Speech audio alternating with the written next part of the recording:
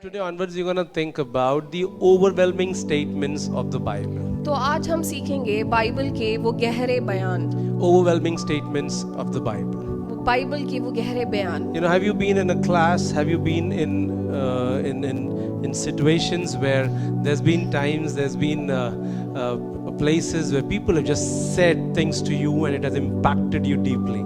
क्या आप ऐसे वक्त से गुजरे हैं जब किसी ने आपसे कुछ बोला हो और आपको वो बहुत गहरे तरीके से आपको वो चुभा हो वो बातें, And for some odd reasons, it might have helped you to improve in life.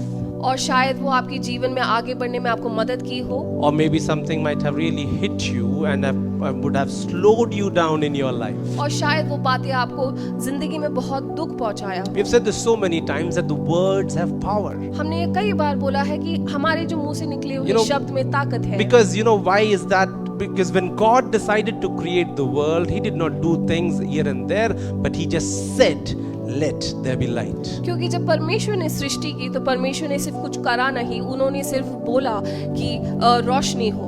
And it is the power of God's word which is there within us as well. और परमेश्वर के उस शब्द की ताकत है जो हमारे अंदर है। And that is why we should be very careful the kind of words that we use and even the words that we listen to. इसलिए हमें सावधान रहना है कि हम दूसरों से क्या बोलते हैं। This is why we encourage you to have friends who would love God and would be there to tell you the right things in life. और इसलिए हमारे जीवन में ऐसे दोस्त होने हैं जो परमेश्वर से प्यार करते हैं और हमें सही रास्ता दिखाए। You know, I was part of this boys gang in school. मैं स्कूल में एक बॉयज गैंग था हमारा, And I don't know how you'll take this with me, but in those days when there would be these oral exams happening, और जब उस time oral exams होते थे and so in the class, we had this whole dedicated bench of friends who would sit together, तो हम सारे दोस्त लोग एक साथ एक तरफ बैठते थे क्लास के।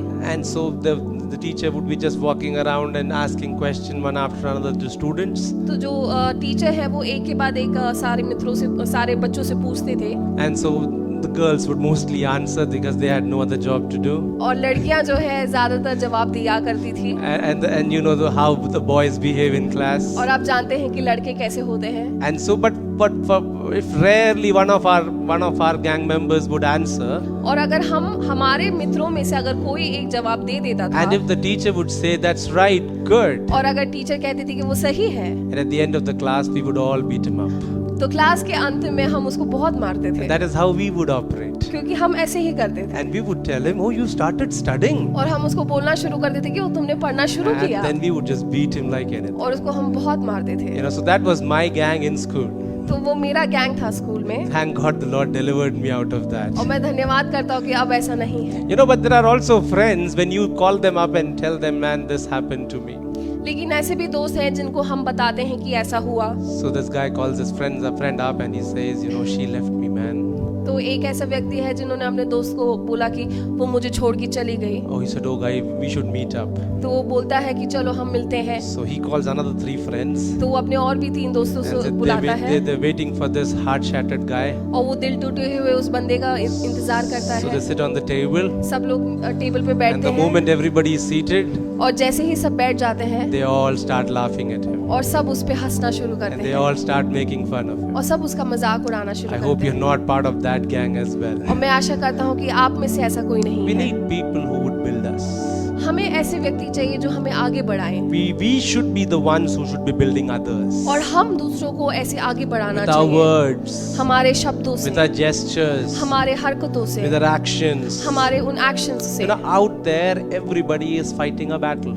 बाहर दुनिया में हर कोई एक जंग लड़ता है। Out there, everybody is running a race in which they are not finding it very easy. हर कोई जिंदगी में एक ऐसे रेस भागते हैं। Probably one of your word would help them and encourage them to really be moving forward. शायद आप ऐसा कुछ उनको बोल दे कि उनको बहुत वो मदद करेगा आगे बढ़ने So में। God decided to create the world and He used words because words have power. तो जब परमेश्वर ने सृष्टि की तो परमेश्वर ने शब्दों से सृष्टि की, क्योंकि शब्दों में ताकत है। And so that's why the statements in the Bible are one of those statements where we find so much of strength and so much of direction for our life.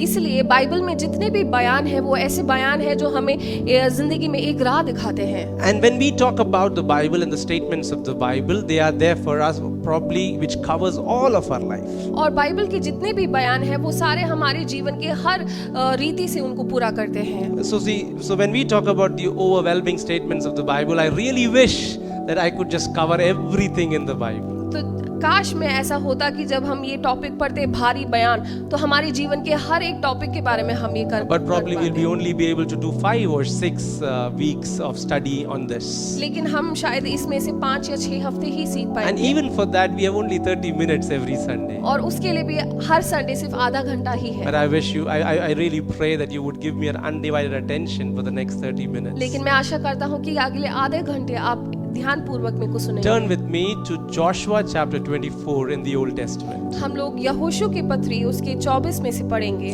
You have your Bibles, pull it up. If you don't have one, your gadgets, switch it on or look at the screen. Joshua chapter 24 verses 13 to 15 will be our main text for the study today. हम लोग यहोशू की पत्री उसके 24 के 13 से लेकर 15 से पढ़ेंगे, सीखेंगे। Our larger text, of course, come from Joshua, the whole of Joshua chapter 24, but our focus will be on 13 to 15. इसका जो पिछला भाग है वो पूरे 24 में है, लेकिन जो हम ध्यान पूर्वक जो सुनेंगे वो है 13 से लेकर 15 में। Can you stand with me and read this on the screen, please? क्या हम ये खड़े होकर पढ़ सकते हैं? Shall we read this together? Okay, I want to hear some noise in church. Okay, let's read this. And I have given you a land for which all of you did not labor, and cities which all of you built not, and all of you dwelt in them of the vineyards, and give yards which all of you planted, not to do all of you eat. Now therefore fear the Lord and serve him in sincerity and in truth, and put away the gods which your fathers served on the other side of the flood and in Egypt, and serve all you the Lord. And if it seem evil unto you to serve the Lord, choose you this day whom all of you will serve, whether the gods which your fathers served that were on the other side of the flood, or the gods of the Amorites in whose land all of you dwell. But as for me and my house, we will serve the Lord. Father, we pray that you would speak to us through your word. In Jesus' name we pray. Amen. Amen. Let's be seated. The title for the sermon today is Whom Will You Serve? और आज हम सीखेंगे कि आप चुने कि किसकी आप सेवा करेंगे। Whom will you serve? आप किसकी सेवा करेंगे? And so today, as we talk about this, we're going to learn from the life of Joshua and the decisions that he made in and through his life. और जब हम ये सीखेंगे तो हम जोशुआ के उस जीवन से सीखेंगे और वो देखेंगे कि उसने कैसे निर्णय लिए हैं जीवन Those में। of you who have read the Old Testament or you have attended some kind of a Bible study, you would know that the book of Joshua is talking about the conquering of the promised land. जो Joshua की जो पुस्तक है वो उस वायदे के उस लैंड को पाने के बारे में है। And so Joshua goes around using all the military strategies which God had given to him, and they conquered the promised land which was given and promised to them by the Lord. और ये पूरा जो है वो जंग लड़ते हैं कि वायदे की उस भूमि को वो लोग पा पाए। And so so this is all happening when they are actually now settling into the promised land. Now they need to decide on things. They need to have rules and regulation. They need to go by law and order amongst them. और जब वो उसको पा चुके हैं तो अब उनको एक नियम और तौर तरीके से आगे चलना है। But what has happened is these are people who have had various kind of experiences in their life. लेकिन ये ऐसे लोग हैं जिनके जीवन में बहुत ऐसे अलग-अलग अनुभव हुए And हैं। these are people who have gone through a lot in their lives. और ऐसे लोग हैं जो अपने जीवन में बहुत सह चुके हैं। And so this is what is happening now, that when Joshua is towards the end of his life and his ministry, he's talking to the people of Israel and the leaders of Israel. तो जब अब Joshua अपने सेवकाई के अंतिम दिनों में है तो वो उधर के लोगों से बात करता है। And it is in this context when he makes this overwhelming statement that as for me and my household, we will serve the Lord. और इस वक्त यहोशू ऐसे बोलता है कि परंतु मैं तो अपने घराने समेत यहोवा की सेवा हमेशा करूंगा। He makes it a point to tell everyone who had gathered out there after all that they had gone through that as for me and my household, we will serve the Lord. वहाँ जितने भी लोग आए हैं वहाँ उन सब से वो कहता है कि मैं और मेरा घराना परमेश्वर की सेवा करेंगे। And so this is Joshua's statement to the people, and he's trying to tell them something very important. तो ये यहोशू का वो बयान है जो वो दूसरों को बताना चाहता है। And so he makes this point to tell them that they are people who are following God and being led by Him. और वो दूसरों को बताना चाहता है कि वो परमेश्वर की पीछे चलते हैं और परमेश्वर उनको चलाता है। So this is probably a farewell party or a farewell message of Joshua to the people of and the leaders of Israel. ये शायद यहोशू का वो फेयरवेल मैसेज हो सकता है लोगों के I'm लिए। building up a context to make you understand the spiritual truth which is lying in the scripture this morning. मैं सिर्फ आप लोगों को इसके पीछे का वो समझाना चाहता हूँ ताकि आप उसका सही मतलब सीख पाएं। I know the moment we turn to Old Testament, some of you are like, oh, this is heavy. जैसे ही हम पुराने नियम से हम पढ़ते हैं तो आपको लगता है ये बहुत गहरा है, I am on a diet. मैं बहुत मुश्किल होगा। But this is gonna be amazing if you would and go with me and try to understand what God is telling us. लेकिन आप ध्यान देंगे तो आपको बहुत आसानी से ये सब समझ आएगा। So in the middle of the sermon, if any one of you feels sleepy, please sleep. Yeah. अगर आपको नींद आए बीच में तो आप सो सकते हैं, But please don't fall on your neighbor. लेकिन आप एक दूसरे के ऊपर ना गिरे। That's my only condition when I preach. मैं सिर्फ वही चाहता हूँ। Okay, so Joshua is now giving a farewell message as he talks to the people. तो यहोशू जो है अपना आखिरी सेवकाई में है जो लोगों से बताता है। And you know the last words of any individuals, especially if he is a leader, really matters. जो आखिरी जो शब्द होते हैं किसी व्यक्ति के वो बहुत महत्वपूर्ण होते हैं। Martin Luther, before he died, he was preaching about peace and about equality to all the people. जो मार्टिन लूथर थे उनके जो आखिरी शब्द थे वो शांति के बारे में था। If you remember John F. Kennedy, who was shot, even he was trying to preach about peace in the land. और जो जॉन एफ कैनेडी थे वो भी उस वक्त अपने आखिरी दिनों में आखिरी वक्त में शांति के बारे में बोल रहे थे। Mahatma Gandhi, the father of our nation, he was walking to the temple when he was shot dead. और महात्मा गांधी जो थे वो मंदिर की ओर जा रहे थे जब उन्हें गोली मार दिया गया था। And so we all remember the last words all these great men said. तो हम इन बड़े बड़े व्यक्तियों के वो आखिरी शब्दों को हम याद रखते हैं। So is Joshua, who is a type of Christ in the Old Testament, he is telling something very significant to तो us. यहाँ यहोशू जो पुराने नियम में मसीह जैसा एक व्यक्ति बहुत ही महत्वपूर्ण काम चीज बताता है। And so he's telling, he's now he starts off as you pick this up in verse 1. जब हम इसके पहले आयत को पढ़ते हैं, Joshua chapter 24 verse 1 says, and Joshua gathered all the tribes of Israel to Shechem and called for the elders of Israel and for their heads and for their judges and for their officers, and they presented themselves before God. यहोशू उसके 24 के 1 में लिखा है, फिर यहोशू ने इस्राएल के सब गोत्रों को शकेम में इकट्ठा किया और इस्राएल के वृद्ध लोगों और मुख्य पुरुषों और न्यायियों और सरदारों को बुलवाकर और वे परमेश्वर के सामने उपस्थित हुए। All the who's who of the town were right there in front of Joshua. उस शहर के सभी लोग वहाँ यहोशू के सामने थे। Whether you serve in the worship team, चाहे आप वर्शिप टीम में हो, whether you are in the ushering team, चाहे आप पीछे आप सेवा करते हो, whether you are part of the preaching team, या फिर आप प्रचार में हो, probably you are at the media, शायद आप मीडिया में हो, or you are somebody who's faithfully praying for the church. या फिर आप निरंतर प्रार्थना करने वाले हो, All of them were there. वो सब वहाँ थे। Joshua wanted to speak to everyone. यहोशू सबसे बात करना Now चाहता this था। is the beauty of our Christian life and our walk with God, that God wants everyone to be blessed. यही है हमारी मसीह जीवन की खूबसूरती की यीशु मसीह चाहता है कि हम सब आशीषित हो। No one is insignificant in the presence of God.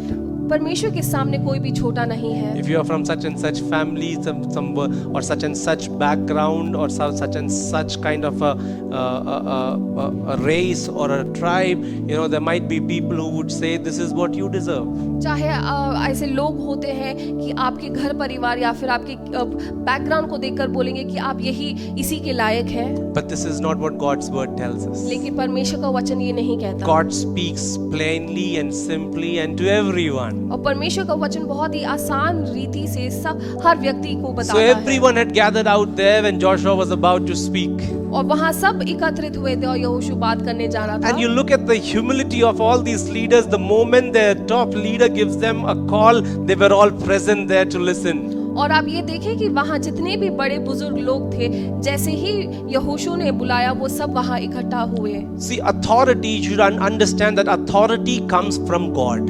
हम ये समझे कि जो अथॉरिटी है वो परमेश्वर से आती है। You know, we in our country, we are a democratic country. We know that we choose our leaders through elections. हम जानते हैं कि हमारे देश में हम इलेक्शंस के द्वारा अपने लीडर्स को चूज करते हैं। But even then, let me tell you, it is God who appoints leaders for every moment and every time. लेकिन मैं ये बताना चाहता हूँ कि ये परमेश्वर है जो वो नेताओं को खड़ा करता है। That is why Bible tells us to pray for the leaders. इसलिए बाइबल कहता है कि हम वो नेताओं के लिए हम प्रार्थना करें। That is why the Bible tells us to pray for all those who are in authority over us.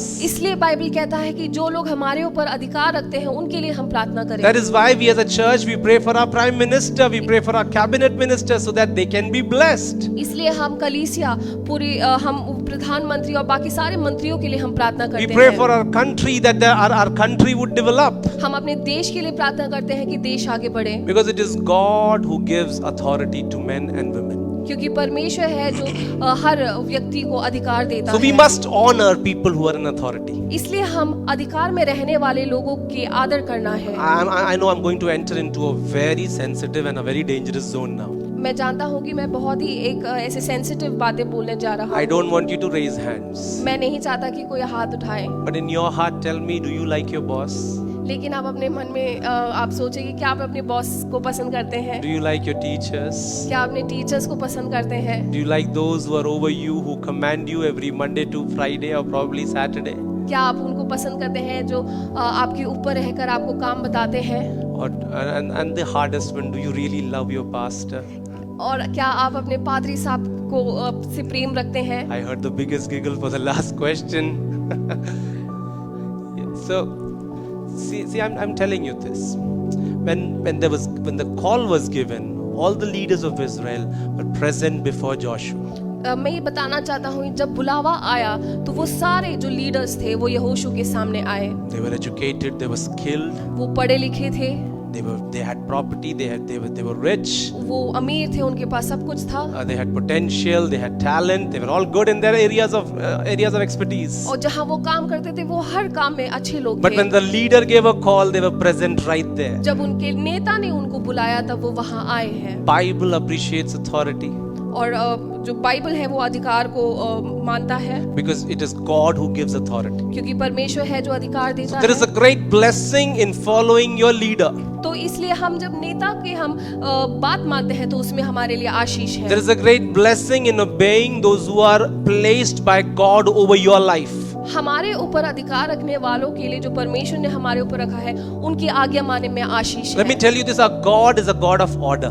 परमेश्वर जो है वो ऑर्डर का परमेश्वर Unless है। you fall in the right place, unless you follow that order, you will not be blessed. जब तक आप वो सही रीति से ना चलेंगे तब तक आपको आशीष नहीं होंगे। One of the things that we've been trying to stress over the years is that you need to be in a position, you need to be in a particular place to hear God and to receive His blessings in your life. हम ये हमेशा बोलते हैं कि हमें एक जगह होना है ताकि हम परमेश्वर की उस आशीष को पा पाए। Have you ever tried this experiment, this 5th class or 4th class experiment where you would have this lens with you क्या आपने वो कभी लेंस से एक्सपेरिमेंट किया है? and you would try to burn the paper through the sun rays? और आप वो मैग्नीफाइंग लेंस से वो उसको जलाने की कोशिश करते हैं। Those of you who have been to school, raise your hands and let me know if you've done that.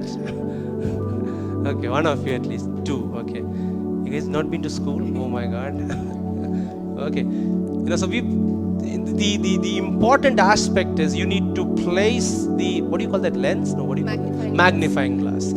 That magnifying glass in a position that it can direct the sun rays onto the paper.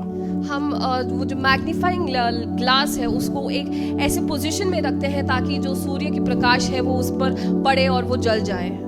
if it is not positioned properly, the process won't happen. अगर हम उसको सही से नहीं रखते हैं तो वो कभी वो पूरा नहीं होता You है। understand what I'm trying to tell you? आप समझ रहे हैं? If God has placed people over your lives, अगर परमेश्वर ने आपके जीवन के ऊपर किसी को रखा है, God has placed teachers over your life, आपके जिंदगी में टीचर्स को रखा है, God has placed mentors over your life, आपके लाइफ में मेंटर्स को रखा है, God has placed people of authority in your offices, आपके ऑफिस में अधिकार के लोगों को रखा the है, place where you work, जहां आप काम करते हैं and the places that you go around. और जहां जहां आप जाते हैं, Honor them, और उनकी हम आदर because करें, it is God's way of bringing an order into your life that you can be blessed. क्योंकि वो परमेश्वर का तरीका है कि हमारे जीवन में एक रीति ले आया जाए ताकि हम आशीषित हो। Some of us, probably not all of us, but some of us really don't enjoy our jobs. कुछ लोग ऐसे हैं जो जीवन में हमारे काम को हम अच्छा नहीं लगता Some है। of us do not really enjoy what is happening in and around through our life. हमारे जीवन के आसपास जो होता है उसको हम खुशी से नहीं लेते You know, हैं। most of us and all of us think that I deserve better. हम में से काफी लोग सोचते हैं कि मैं और अच्छा चाहता हूँ। You know, those of you who go to work on through Monday to Friday or probably other days of the week as well, जो मंडे टू फ्राइडे काम में जाते हैं, and those of you who really don't appreciate the money that is transacted into your account at the end of the month. और जो लोग जो आपको पैसा मिलता है आखिर में उससे आप जब खुश नहीं होते हैं And you say that I deserve better. और आप सोचते हैं कि मैं इससे भी और बेहतर चाहता हूँ। You know, that is fine. It is okay to have that kind of a discontentment where you want to improve and develop. वो अच्छी बात है अगर हम जीवन में और आगे बढ़ना चाहते हैं तो, But it doesn't mean that you will always stay dissatisfied all your life. लेकिन हम That doesn't mean that you will stay dissatisfied or unsatisfied all your life. लेकिन इसका मतलब ये नहीं कि आप उस बात को लेकर हमेशा पूरे जीवन आप बुराई करते रहें। For you to really enjoy your job, you need to know this one thing. अगर आप काम को अच्छा मानना चाहते हैं तो ये एक चीज याद रखें That God has given me this job. कि परमेश्वर ने आपको वो काम दिया है And God has placed me here. और परमेश्वर ने मुझे यहाँ रखा है। You will begin to enjoy that. आप उसको अच्छा लगने लगेगा। And let me tell you, as you begin to enjoy, और जब आप उसको एंजॉय करना स्टार्ट and करेंगे as you begin to be faithful in the little that God has given to you, और वो छोटी छोटी बातों पर जब आप विश्वास योग्य रहेंगे, and then God will place you to a better place. तब परमेश्वर आपको उससे भी एक बेहतर जगह में ठहराएगा। But you need to be faithful where you are right now. लेकिन आप जहाँ अभी है वहाँ आपको विश्वास योग्य होना Whether है। your schools, whether your offices, at homes, whatever it is, be faithful there. हाँ, चाहे आप स्कूल में हो, ऑफिस में हो, घर में हो, जहाँ भी हो। So much said about authority. हमने काफी कुछ बात किया है अधिकार के बारे में। Honor those whom God has placed above you. हम उनको आदर करें जिनको परमेश्वर ने हमारे ऊपर ठहराया है। I'm telling you, you'll enjoy. मैं बोलता हूँ कि आप उसको अच्छा लगेगा And you will be blessed. और आप आशीषित होंगे। And so what Joshua starts talking to them is this. तो यहाँ पर यहोशू लोगों से ये बोलना चाहता है, And in verse 2 to 4. जब हम 2 से लेकर 4 में पढ़ते हैं, Joshua chapter 24 verses 2 to 4. जब यहोशू उसकी 24 के 2 से लेकर 4, And Joshua said unto all the people, Thus says the Lord God of Israel, Your fathers dwell on the other side of the flood in old time, even Terah, the father of Abraham and the father of Nachor, and they served other gods. यहाँ लिखा है, तब यहोशू ने उन सब लोगों से कहा, इस्राएल का परमेश्वर यहोवा इस प्रकार कहता है कि प्राचीन काल से इब्राहिम और नाहोर का पिता तेरा आदि तुम्हारा पूर्वज परात महानद के उस पार रहते हुए दूसरे देवताओं की उपासना करते थे। And so it goes like this. And in verse 3 it says, And I took your father Abraham from the other side of the flood and led him throughout all the land of Canaan and multiplied his seed and gave him Isaac. और तीसरे आयत में ऐसे लिखा है, और मैंने तुम्हारे मूल पुरुष इब्राहिम को महानद के उस पार से ले आकर कनान देश के सब स्थानों में फिराया और उसका वंश बढ़ाया और उसे इसहाक को दिया। And just give me a second. Let me just set this up.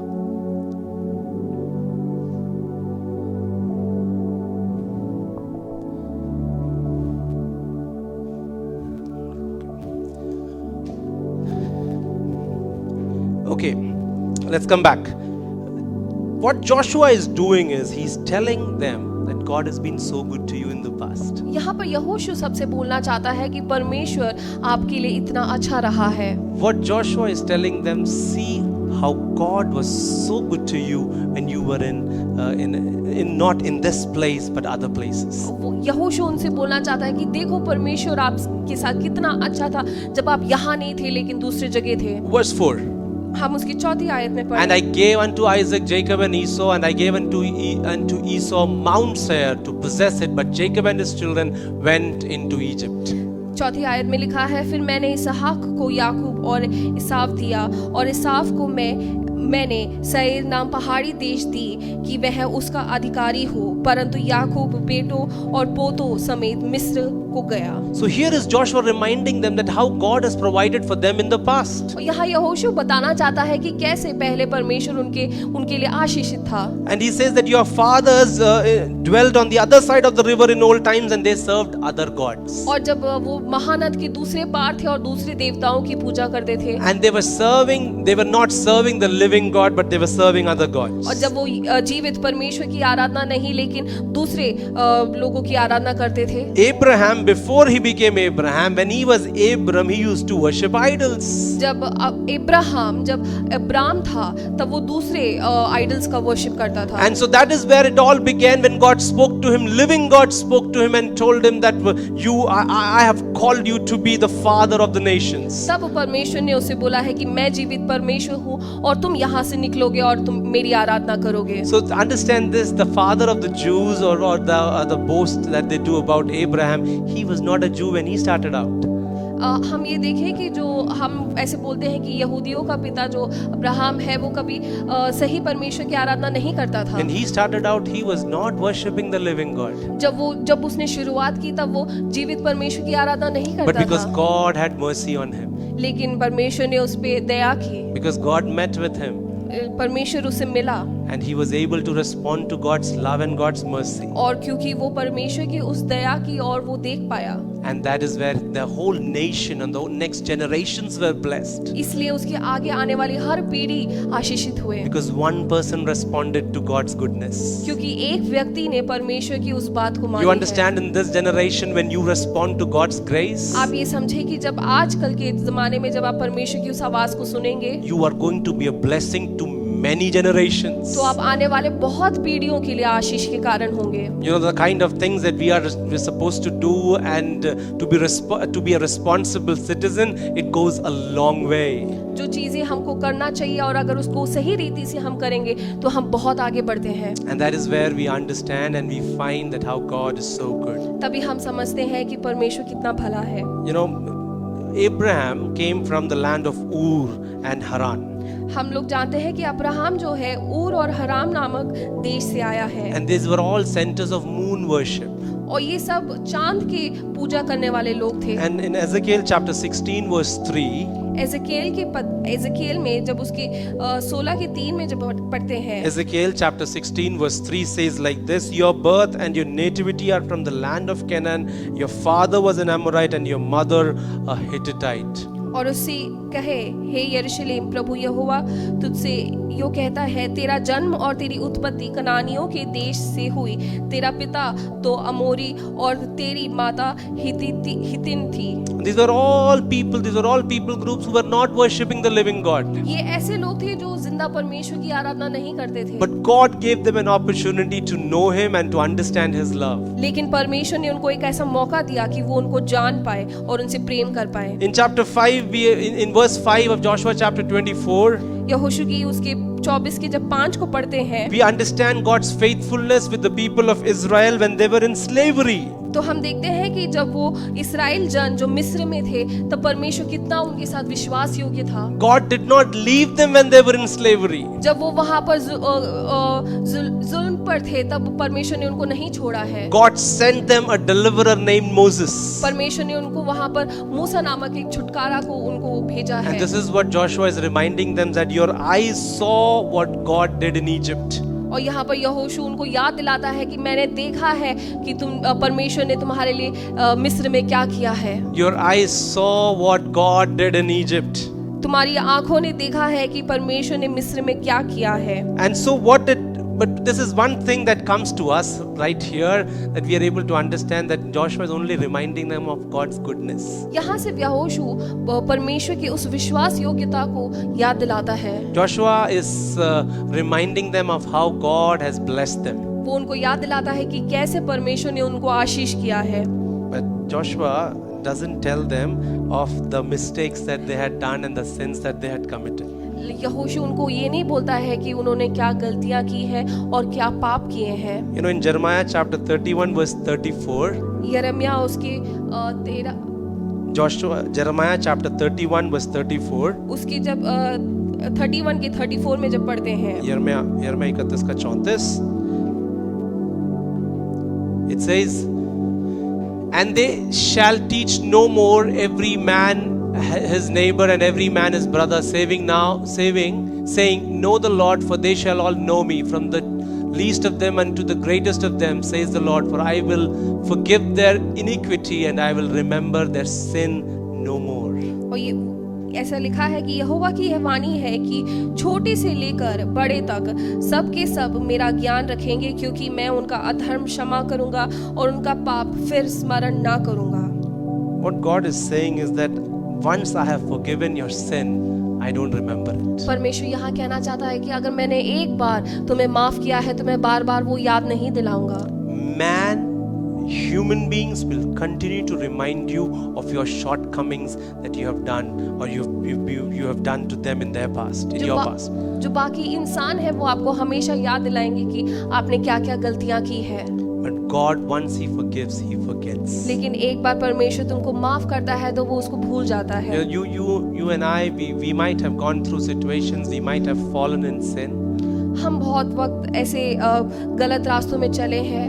And we might have gone through things which should not have happened in our lives. ऐसे चीजें हुई हैं हमारे जीवन में जो ना होना चाहिए था। But God invites you to receive His forgiveness on those things. लेकिन परमेश्वर आपको बुलाता है ताकि आपको उसके लिए माफी मिले। And once you receive that forgiveness, let us understand that God has forgotten it. और जब एक बार उसके लिए जब आपको माफी मिल जाती है तो परमेश्वर उसे भूल जाता है। That is why we come with confidence into the presence of God every Sunday. और इसलिए हम परमेश्वर की उपस्थिति में आ पाते हैं। Because He has forgiven us.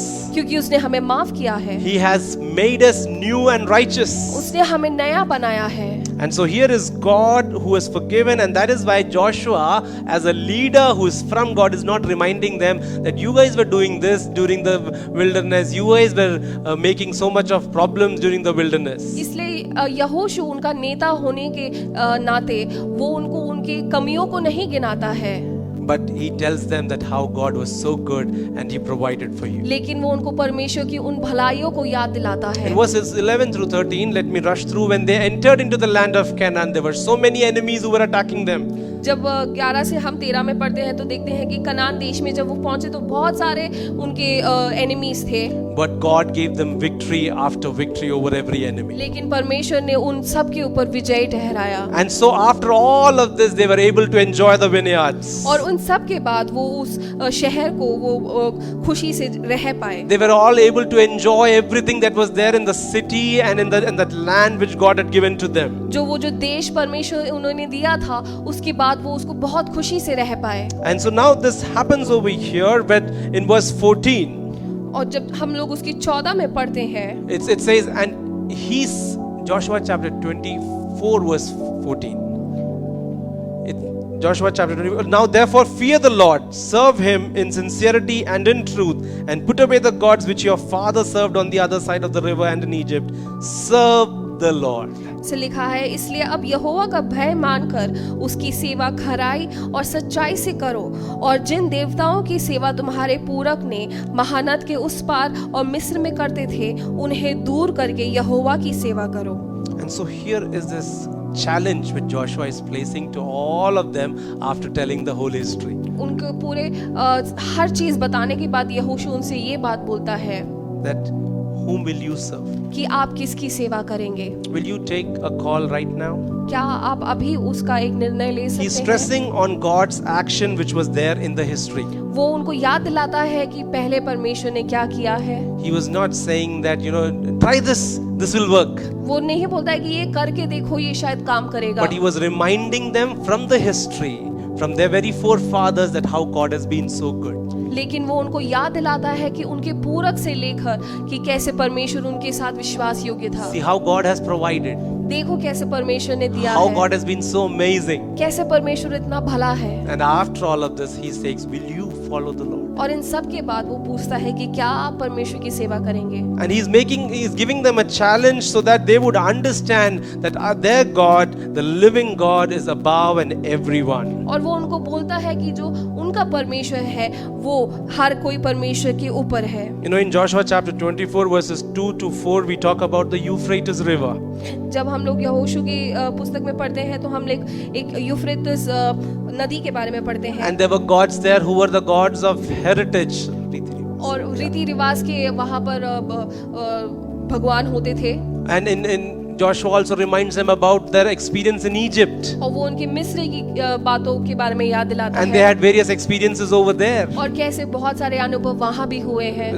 Those were gods of upbringing. और वो ऐसे परमेश्वर थे जो पाल पोसने वाले भगवान थे। And when they had entered into the promised land, they were covered by the Hittites and the Amorites. और जब वो लोग वायदे के देश में आए तो बहुत और भी दुश्मन थे। And they had their gods of culture. और उनके भी अलग अलग भगवान थे। And so all of these influence was on the people of God. तो ये सारे जो भगवान और लोगों की जो वो है वो सब उनके ऊपर भारी पड़ता And so था। in this occasion, Joshua tells them, whom will you serve? और इस वक्त यहोशू उनको पूछता है कि आप किसकी सेवा करेंगे। You know, it is so simple that you have come to church. You know, I will just read the Bible. I will pray. It is so simple for us. जब कलीसिया आते हैं तो चीजें बहुत आसान हो जाती है। Because we know that is the right thing to do. क्योंकि हम जानते हैं कि ये सही है। So right now here you are in safe and very comfort zone. यहाँ आप बहुत आरामदायक में है। But the war begins the moment you step out of this door. लेकिन मुश्किल तब शुरू होता है जब आप बाहर निकलते हैं। When you're stuck with jealousy and envy, when you're stuck with arguments, when you are stuck with people who are very indecisive and all those kind of situations in life. जब आप बाहर जाकर बहुत अलग-अलग तरीके के लोगों से मिलते हैं। And you know this guy said like this. एक व्यक्ति ने ऐसा बोला, Lord, I have been such a good person today. वो प्रार्थना किया कि हे परमेश्वर मैं आज इतना अच्छा व्यक्ति था। I have not spoken ill about anybody. मैंने किसी के बारे में कुछ गलत नहीं बोला। I did not use any bad word. मैंने कोई गलत शब्द नहीं इस्तेमाल किए। I did not celebrate envy or jealousy in my life. मैंने ईर्ष्या नहीं मनाया अपने जीवन में। I did not think bad about anyone. मैंने दूसरों के बारे में गलत नहीं सोचा। I did not have any kind of bad thoughts. मैंने कुछ गलत दिमाग में कुछ गलत विचार नहीं आए। But Lord help me लेकिन आप मदद करें as I'm getting out of bed now. क्योंकि अब मैं बाहर निकल रहा हूँ। You know, that is where all the battle begins.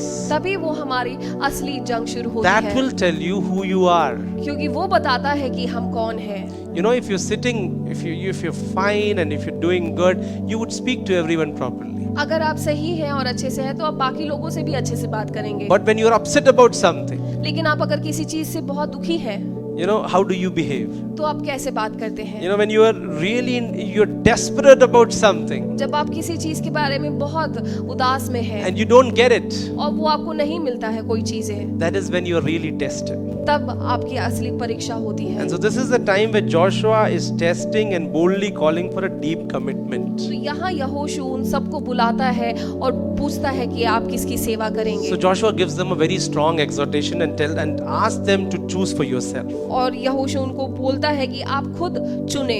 You know, when you read the verse 14 of chapter 24, जब हम इसकी 24 की 14 में पढ़ते हैं, you read between the lines and you understand that there were some people who really did not want to serve the living God.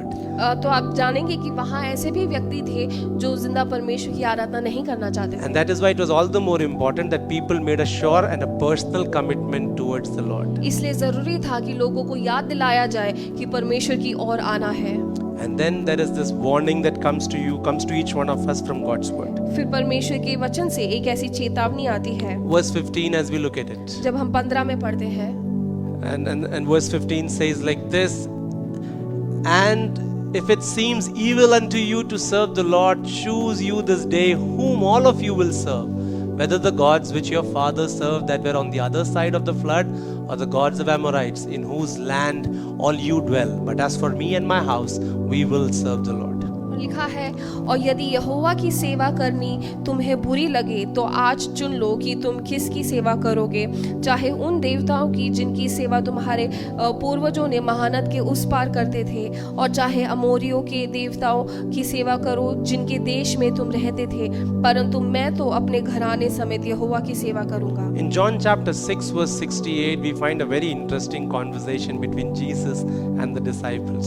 यूहन्ना की रची सुसमाचार उसके 6 के 16 में हमें 68 में हमें क्या इसे बात पढ़ते हैं, where Jesus and the disciples are having a very interesting conversation. जब यीशु मसीह और चेले एक बहुत बातचीत में हैं, And after all of that, Peter says and declares this over everybody. और उन सब के बाद पतरस यहाँ लोगों को बोलता है, John chapter 6 verse 68, Lord, to whom shall we go?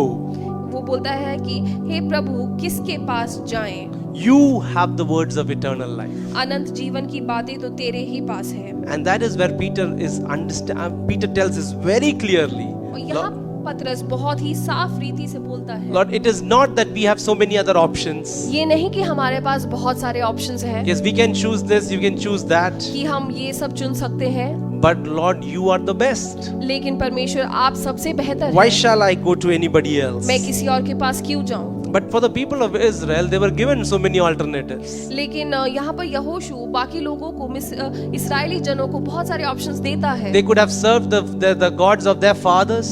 वो उनके पूर्वजों के परमेश्वर की आराधना करते They थे। could have served the gods of Egypt. मिस्र के भगवान की पूजा कर सकते थे। They could have served the gods of the Amorites. अमोरियों के भगवान की पूजा कर सकते थे। And in front of them, Joshua stands and says, "You guys do whatever. वो उनके सामने खड़े होकर बोलता है कि तुम चाहे कुछ भी करो, But for me and for my household, लेकिन मैं और मेरा घराना, and I and my family, मैं और मेरा परिवार we will serve God. परमेश्वर की सेवा We करेंगे। will serve the living God." हम जीवित परमेश्वर की सेवा You know, करेंगे। Joshua could make this statement.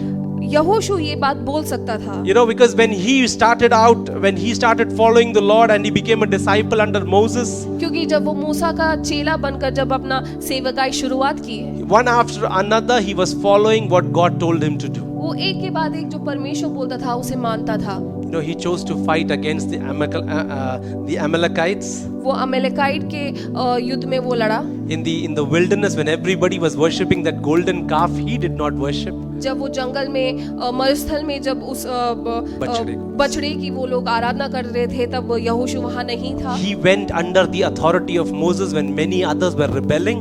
और वो मूसा के उस अधिकार के ऊपर से वो वहाँ पर गया और उनके पीछे उनको रोक रहा था। Along with Caleb, Joshua was one of those who believed the promise which God had given them. और कालेब के साथ यहोशू एक ऐसा व्यक्ति था जो परमेश्वर के उस वायदे पर विश्वास किया। Joshua decided to take up the leadership position because he believed God gave him that. यहोशू ने उस अधिकार को अपने ऊपर उठाया क्योंकि उसने माना कि परमेश्वर ने वो दिया है। But he could have easily said no. लेकिन वो चाहे मना कर सकता था, But because he knew it was from God, लेकिन वो जानता था कि ये परमेश्वर के द्वारा है, he accepted it. उसने वो अपनाया। See, our God is a God of choices. आप देखिए कि परमेश्वर बहुत चॉइस देता है। We are not robots, right? हम रोबोट नहीं है। God always has given us free will परमेश्वर ने हमको बहुत खुला छूट दिया to है choose the right, to choose between the right and the wrong. कि हम सही और गलत में से चुन पाए, That we would make the right decision based on the teachings and the understanding that we get. कि हम जो सीखते हैं उस पे आधारित हम सही रास्ते को चुने। And that is why it is very important for us to hear the right things. इसलिए बहुत जरूरी है कि हम सही चीजों को सुने। Rewind your whole week and think about all that you received and heard all through the week. आप पिछला हफ्ता पूरा देखें और आप ये याद करें कि आपने क्या क्या सुना है। Even if some of you say, no, that doesn't affect me, I tell you that has already affected you. आप सोचेंगे कि वो मेरे से उससे मेरे को कोई फर्क नहीं पड़ता है, लेकिन आप देखिए कि वो उससे फर्क पड़ता है। So mind what you watch throughout the week. तो आप ये देखें, आप ध्यान रखें कि आप पूरा हफ्ता क्या देखते हैं। Mind what you hear throughout the week. ध्यान रखें कि आप क्या सुनते हैं। The kind of activities that you're involved in. किन किन चीजों में आप इन्वॉल्व हैं। Kind of things that you do and the people that you meet. और कैसे लोगों से आप मिलते हैं। What are they doing in your life? वो आपके जीवन में क्या कर रहे Or if हैं। I may ask, what are they doing with your life? और मैं पूछूं कि आपके जीवन के साथ क्या कर रहे You are हैं। precious, my dear friends. आप बहुत कीमती है, You are too precious for God. आप परमेश्वर के लिए बहुत कीमती है। God has placed you to be a blessing and to be blessed. परमेश्वर ने आपको कहीं ठहराया है आशीष करने के लिए और आशीषित होने के लिए। And so you choose what to decide. तो आप ये चुने कि आपको क्या चुनना है। You have to decide what you're going to do. आपको ये चुनना है कि आपको क्या करना है। And Joshua says that, I am the pastor, so I will serve the Lord. यहोशू कहता है कि मैं पादरी हूँ तो मैं परमेश्वर की सेवा करूँगा। I don't care about the family. मैं परिवार के बारे में मुझे नहीं पता। No, he said, as for me and my household, we will serve the Lord. वो कहता है कि मैं और मेरा घराना परमेश्वर की सेवा It करेंगे। is your responsibility to encourage your family. ये आपका नेतृत्व है कि आप अपने परिवार को आगे बढ़ाएं। Whether you are the head of the house, whether you are the child of the house, all of us should minister unto each other. चाहे आप अपने परिवार के बड़े हो या बच्चे हो, लेकिन वो हमारा रिस्पॉन्सिबिलिटी है। When Joshua says these, he is not trying to discourage them, but he is telling them following the Lord is important, but it is not easy. वो उनको बताना चाहता है कि परमेश्वर के साथ पीछे चलना मुश्किल है, लेकिन वो जरूरी भी है। When you will go against your friends who are into crazy things and who are into all these funny stuff, they might make fun of you. जब आप अपने दोस्तों के साथ वो हर चीज नहीं करेंगे तो शायद वो लोग आपका मजाक उड़ाएंगे। They might have names for you. वो शायद आपको अलग-अलग नाम से बुलाएंगे। They might really outcast you of their gangs and their groups. वो शायद अपने ग्रुप से आपको बाहर निकाल दे। But let me tell you, you should enjoy that. लेकिन मैं बताता हूँ कि वो आप उससे खुशी से लें। You are not to waste your life and just give it away, आप अपना जीवन को ऐसे व्यर्थ ना करें, but to enjoy what God is doing in your life and doing through your life. लेकिन जो परमेश्वर आपके जीवन में कर रहा है और आपके जीवन के द्वारा कर रहा है, उसमें आप आनंदित रहें। Following the Lord actually means to say no to many people and many things. परमेश्वर के उस राह पर चलने का मतलब है कि कई लोगों को और कई चीजों को हम मना करें। You might have to break a few hearts. आपको शायद कई दिल तोड़ने पड़ते You हैं। might have to do things which others might not like. आपको शायद ऐसे करना पड़ता है जो दूसरे लोग नहीं पसंद करेंगे। But if you believe God has told me to do this and God wants me to be in this, enjoy and celebrate that. लेकिन अगर आप ये विश्वास करते हैं कि परमेश्वर ने आपको रखा है और वो परमेश्वर आपसे ये चाहता है, तो आप उसमें आनंदित रहें। And in verse towards the end of verse 28 in Joshua chapter 24 verse 28, as I finish. यहोशू उसके 24 के जब 28 में जब पढ़ते हैं, Verse 27. Go to 27, please. And Joshua said unto all the people, Behold, this stone shall be witness unto us, for it has heard all the words of the Lord, which he spoke unto us. It shall be therefore a witness unto you, lest all of you deny your God. और 24 के 27 में लिखा है, तब यहोशू ने सब लोगों से कहा, सुनो, यह पत्थर हम लोगों का साक्षी रहेगा, क्योंकि जितने वचन यहोवा ने हमसे कहे हैं उन्हें इसने सुना है, इसलिए यह तुम्हारी साक्षी रहेगा। ऐसा ना हो कि तुम अपने परमेश्वर से मुकर जाओ। So they have made it in front of the witnesses amongst each other. तो वो उन्होंने एक दूसरे के सामने वो साक्षी ठहराया There's a है। sense of accountability to each other. वो एक दूसरे पर एक अकाउंटेबिलिटी रखते हैं So this is what we have decided and this is what we will do. कि ये हमने सोचा है और यही हम करेंगे। So you are witnesses against yourself that you have chosen to serve the Lord. कि वो आपकी अपने से ही वो साक्षी है कि आपने परमेश्वर को चुना है। In verse 22. जब हम उसके 22 में पढ़ते हैं, So Joshua said to people, you are witnesses against yourself that you have chosen the Lord for yourselves to serve him.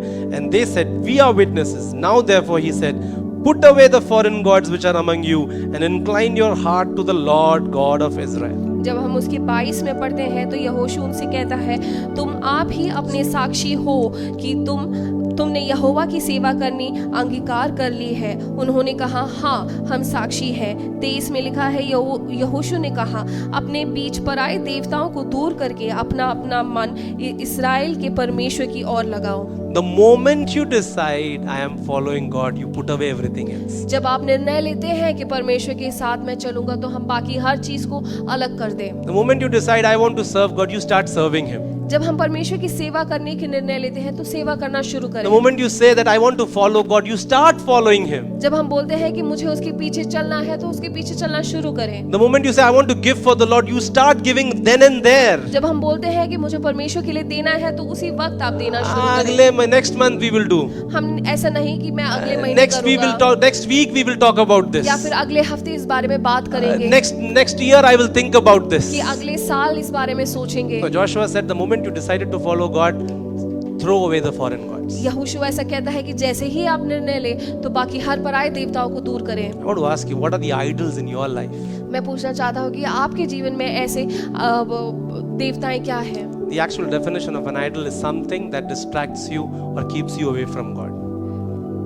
जो प्रतिमा परिभाषा जो एक प्रतिमा की जो परिभाषा है वो ऐसा है जो आपको बाकी हर चीजों से दूर रखती है, जो आपको what keeps you away from God जो आपको परमेश्वर से दूर रखती है and what keeps you away from the purposes of God. और परमेश्वर के उन कामों से दूर रखती है। So there are things that are disturbing your work life.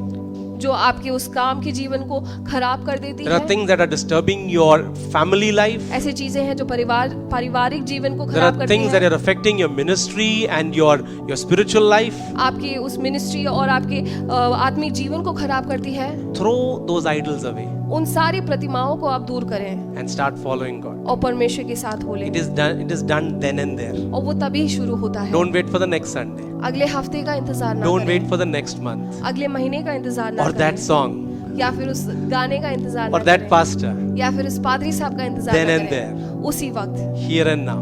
अभी Go for it. उसके लिए आप चलें। Whom will you serve? आप किसकी सेवा My करेंगे? question to you again this morning. मैं आपसे दोबारा पूछना चाहता हूँ Whom will you serve? कि आप किसकी सेवा करेंगे? Can you be like Joshua and say this? क्या आप यहोशू की तरह ये बोल सकते हैं That as for me कि मेरे लिए and my house, और मेरे घराने के लिए we will serve the Lord. हम यहोवा की सेवा करेंगे? Shall we close our eyes? हम अपनी आंखों